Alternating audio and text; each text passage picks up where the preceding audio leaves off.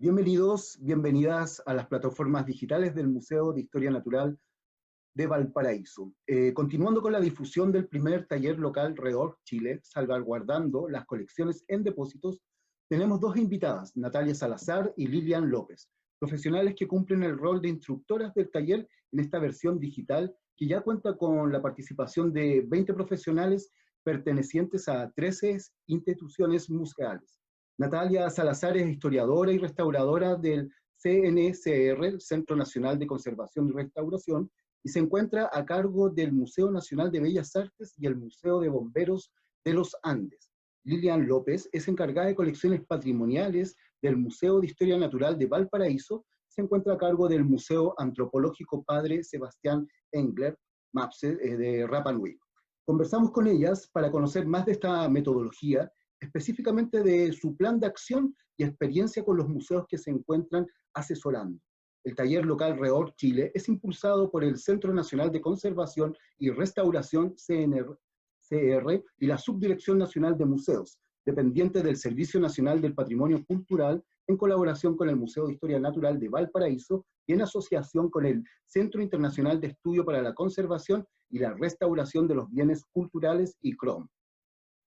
Bienvenida Natalia, bienvenida Lilian. Comenzamos la entrevista con la siguiente pregunta para Lilian y también para Natalia. ¿Cómo es el plan de acción del taller REORG y cómo ha sido la experiencia digital de este taller y en qué etapa se encuentran actualmente? Buenas tardes.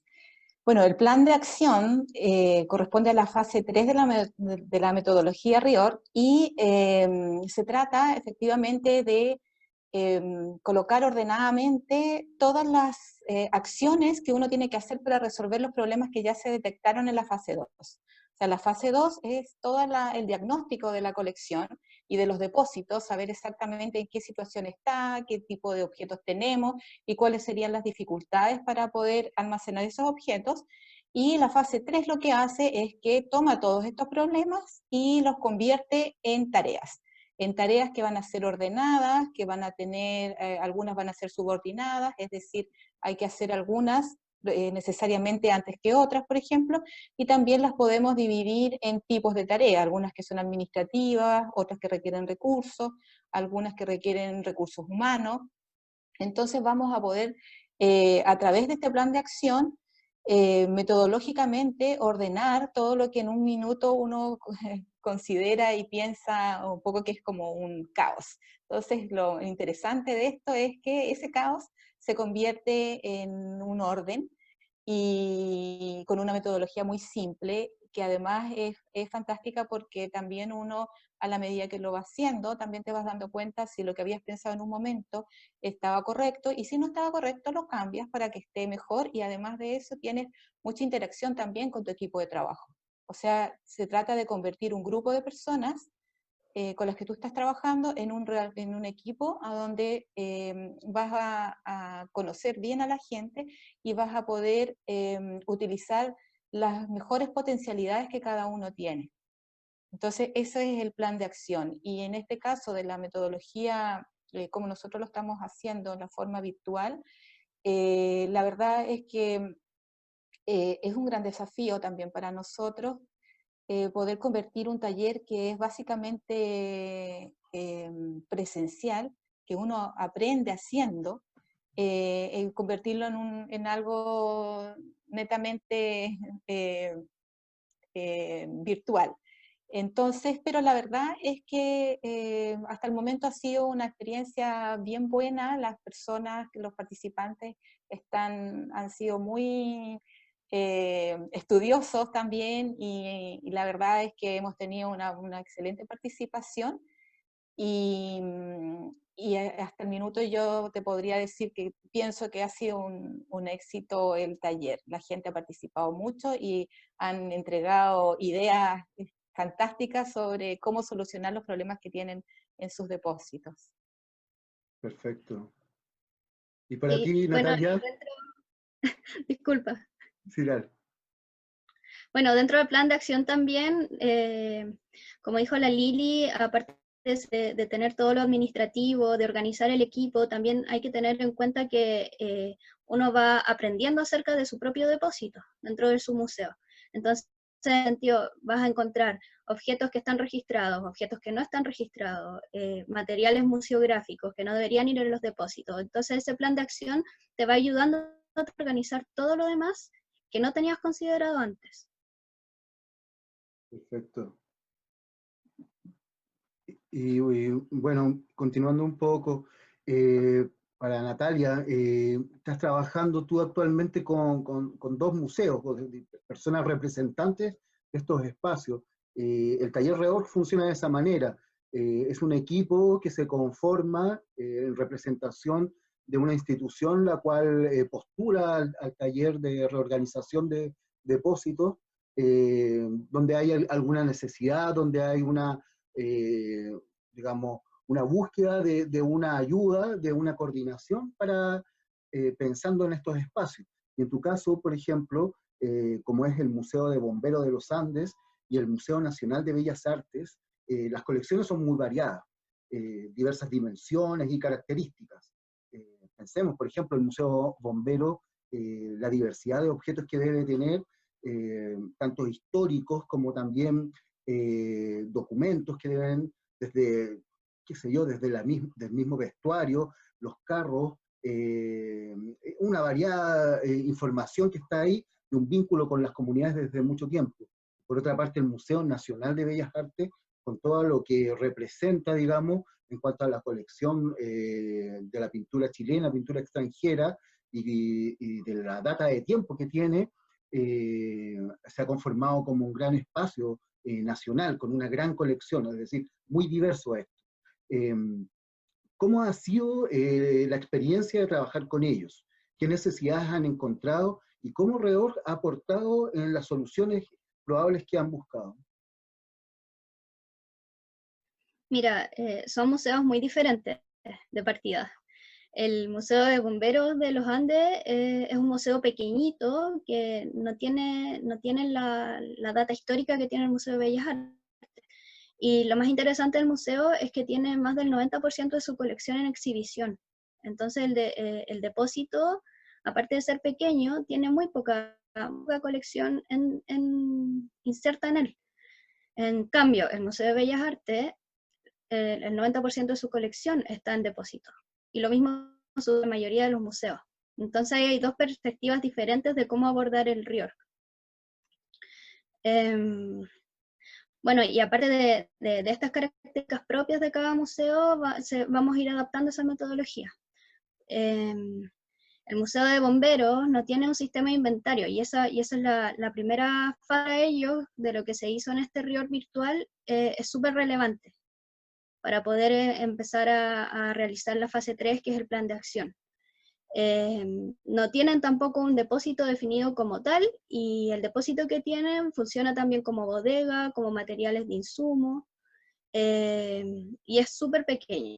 Ahora, lo que nos dijo el participante es que Bomberos habilitó un espacio más grande para poder adaptar un depósito propio del museo. Y eso ya es súper importante, porque ya no es como una reorganización del depósito, sino que va a ser una organización que va a partir de cero. Y ahí va a cambiar el plan de acción con respecto a lo que sucede en el Museo de Bellas Artes.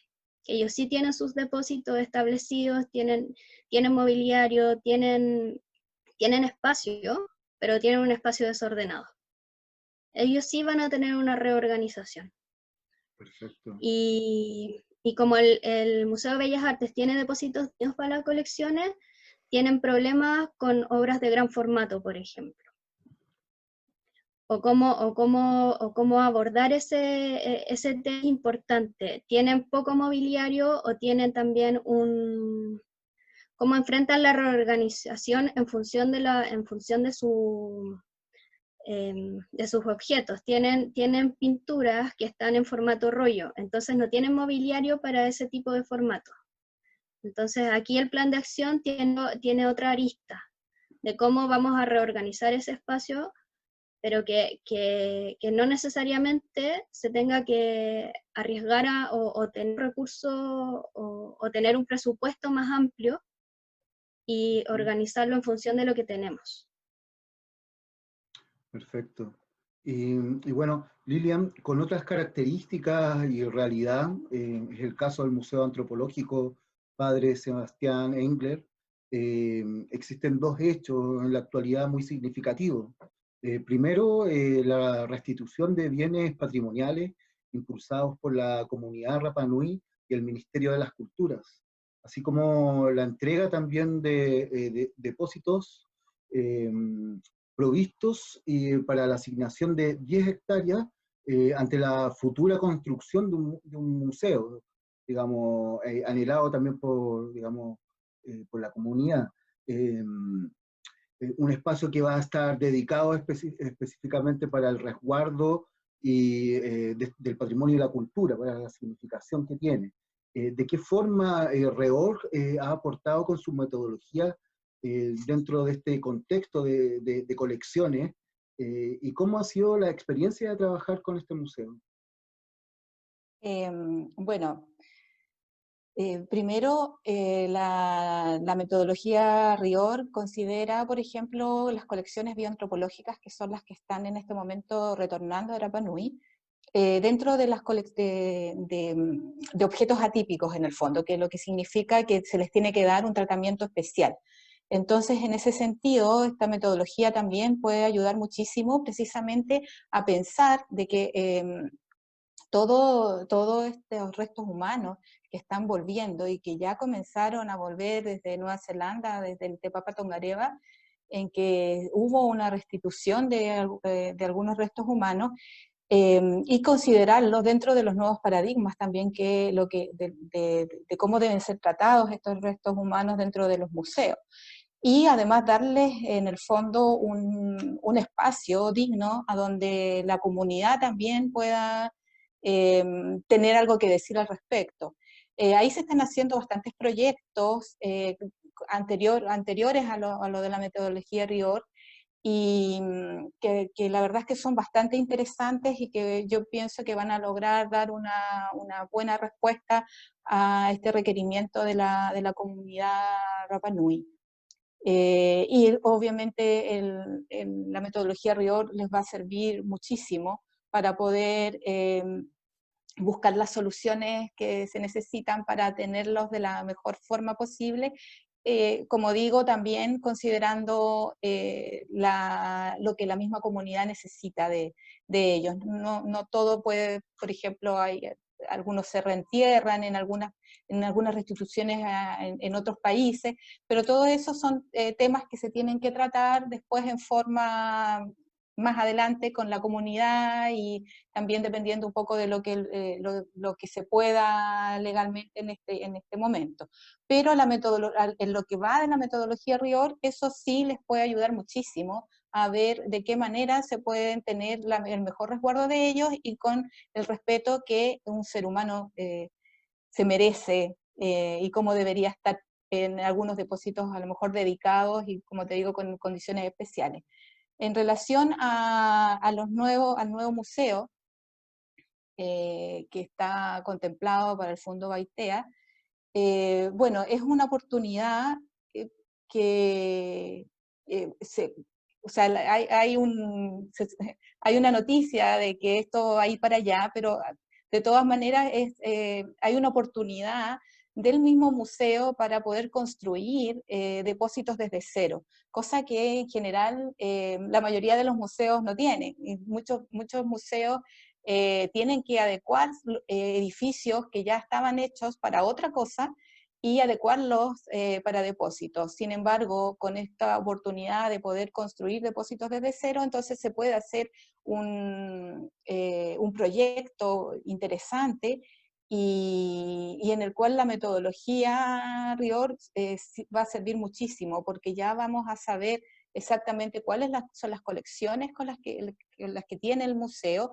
cuáles serían las posibles colecciones que podrían retornar, por ejemplo, y cuáles podrían ser estos requisitos especiales que podrían tener algunos objetos importantes, como moai o algunas tablillas rongorongo, quizás, no sé, algunos objetos de madera, la verdad es que es una gran oportunidad para poder hacer depósitos bien hechos desde el principio y que además estén de acuerdo también con el clima y con el medio ambiente que hay alrededor. Como te digo, muchas veces los depósitos, los museos se hacen museos y hay que adecuarlos a un depósito y no tienen las condiciones del mismo edificio. Sin embargo, ahora eso se puede pensar desde el principio. Por lo tanto, como te dije anteriormente, es una gran oportunidad que tiene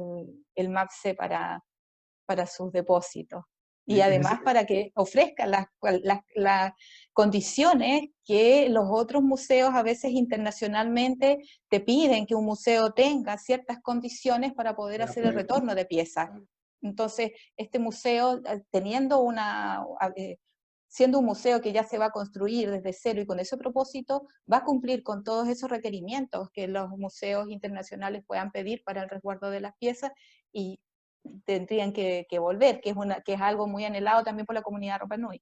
En ese sentido, el taller en este momento está aportando, digamos, acompañando un proceso ya propiamente tal del museo, y en ese sentido, de alguna manera, complementa las proyecciones que se puedan hacer, porque también la reorganización parte, digamos, primero del conocimiento propio de las colecciones que se tienen, del lugar, digamos, para luego darle un orden que pueda hacer mucho más óptimo ese espacio. Entonces, me imagino que en ese sentido el taller ha venido a complementar un proceso que ya lleva varios años y que se proyecta, digamos, hacia un futuro que esperamos que tener un nuevo museo en Rapa Nui con estas condiciones, con los bienes restituidos y como debe ser con una activa participación de la comunidad. En el caso del Museo Nacional de Bellas Artes, la colección se inició en la segunda mitad del siglo XIX, debiendo cambiar de sede, en parte de su historia, digamos, del Congreso Nacional al Partenón de la Quinta Normal el año 1887, aumentando en una década impresionantemente su colección. En esa época había muchas reproducciones también, obras originales, pictóricas, escultóricas, que dio paso a la construcción finalmente el 21 de septiembre de 1910, digamos, la inauguración del Museo Nacional de Bellas Artes en el Palacio de Bellas Artes. De esa fecha a la actualidad, esta colección de arte chileno y extranjero, principalmente, ha crecido y ha configurado un gran catálogo y clasificación descriptiva. Nosotros hemos visto, por ejemplo, publicaciones interesantes que se han realizado a través del museo, como ha sido la historia del arte en Chile, 1, 2, 3, las exposiciones que se han organizado también ya a principios del siglo XXI, con la nueva reorganización de la exhibición permanente. Por lo tanto, han estado en un proceso de aumento, en un proceso bastante interesante, que también ha permitido a las personas conocer parte de este patrimonio, pero también mucho de él aún se encuentra en depósito. ¿Cómo ha sido la incorporación de la metodología REORG, Natalia, para este espacio, para el Museo Nacional de Bellas Artes? ¿Qué necesidades han encontrado o lo tenían todo resuelto? ¿Cómo ha sido el caso de ellos respecto a la organización de colecciones? Mira, como te comenté anteriormente, el museo tiene varios depósitos y esos depósitos los tienen organizados por temáticas o por áreas. Con los depósitos que está trabajando el museo en el RIOR, en este taller, son las pinturas extranjeras y la colección de pintura chilena. Y ambos depósitos tienen como las mismas necesidades de reorganización, como por ejemplo aumentar las superficies de las grillas para poder colgar las pinturas, o para definir un espacio de mobiliario que permita almacenar las pinturas que están enrolladas. O por ejemplo también que no tienen suficiente espacio para tener pinturas de gran formato. Esas son como las necesidades básicas que tienen ambos depósitos. Y eso es lo que va a permitir que el plan de acción lo puedan desarrollar de la mejor manera posible con la teoría de la metodología RIOR. Ahora bien, esta metodología o la incorporación de la metodología se va a ver de aquí en el tiempo, no necesariamente, o sea, si bien tienen sus depósitos súper definidos, están desordenados y como tal es la realidad que tienen y es lo que tienen que llevar a cabo ahora. Implementar la metodología para tener el espacio suficiente para seguir almacenando la incorporación de obras que puedan llegar a futuro. Perfecto. O sea, también hay una visión hacia lo que va a acontecer más adelante respecto el incremento de colecciones, que no es un tema menor para todos los museos, los espacios reducidos y cómo se van incorporando más y más colecciones.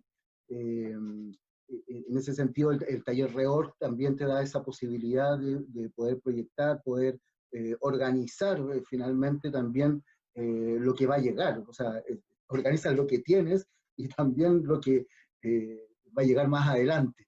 En ese sentido, y pensando también, porque lo hemos conversado en las dos entrevistas anteriores, respecto a que este taller se está desarrollando en un formato virtual, lo que marca una diferencia, es el primer también taller local REORG, donde se va trabajando el tema de colecciones y que va a continuar, digamos, continúa no solamente en este formato, sino que después hay un acompañamiento a las instituciones con las cuales se va trabajando. Es decir, REORG tiene una metodología en sí, una metodología internacional, muy comprobada ya y que tiene réditos más que importantes, pero también hay un tema que va generando a través de la experiencia la colaboración y las redes, digamos, profesionales que se van vinculando, espacios unos con otros, y de alguna manera también va configurando un panorama nacional, digamos, donde apuntamos todos los museos a tener una realidad común, que ya se proyectaba en algún momento el año pasado,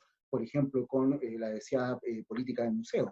Existe, digamos, también lo hemos mencionado, por ejemplo, esta reorganización no solamente del espacio, sino también de conocernos, de saber qué es lo que somos. Tal vez a veces los museos son tan diversos que cuesta el poder identificarse, saber qué es uno, y la metodología en el fondo yo creo que te ayuda mucho sobre eso. Respecto a lo que viene, respecto a las etapas que han vivido en este taller, ¿cómo ustedes, si tienen algún tipo de evaluación respecto a esto, cómo ha sido la experiencia y cómo lo proyectan? ¿Qué ven ustedes que va a ocurrir después de esto?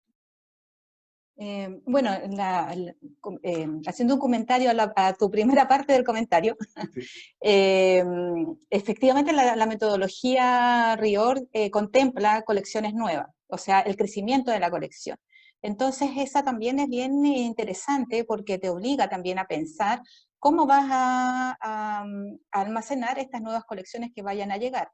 Y eso también es bien importante de poder tenerlo presente cuando se crean las políticas de colecciones. O sea, para saber cómo va a crecer la colección, tiene que ver con la política de colecciones de cada museo. Por lo tanto, está bien ligado también a toda la parte administrativa del manejo de colecciones. O sea, no son cosas separadas. Y lo otro también que es bien interesante es que efectivamente después uno puede hacer este RIOR un poquito más amplio, como lo estamos haciendo nosotros en el Museo de Historia Natural de Valparaíso, en que en este momento estamos considerando nuestros 8 depósitos, para poder hacer después una reestructuración mayor y poder determinar de mejor manera de qué forma vamos a poder distribuir ciertas colecciones en ciertos depósitos. Entonces, eso nos permite solucionar varios problemas de espacio que veníamos teniendo. En relación a los desafíos en el fondo de este taller online que era práctico, la verdad es que nos hemos dado cuenta de que los museos están bastante motivados al respecto y las tareas que se les han pedido, se les han ido entregando, de fase a fase se les van pidiendo tareas. y ellos han estado entregando respuestas bien interesantes y soluciones bien creativas y bien interesantes con respecto, por ejemplo, a cómo pueden almacenar objetos que son complicados, muy grandes, algunos escaleras de 14 metros, o sea, y hay algunos objetos que definitivamente no van a caber en un depósito.